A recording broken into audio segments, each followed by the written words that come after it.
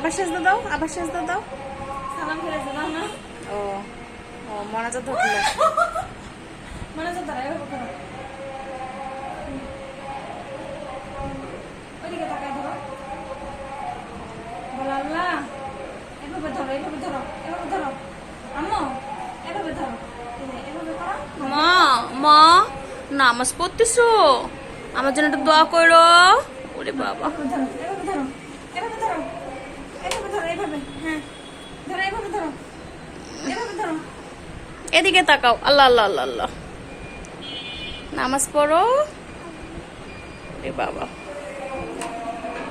ওরে বাবা।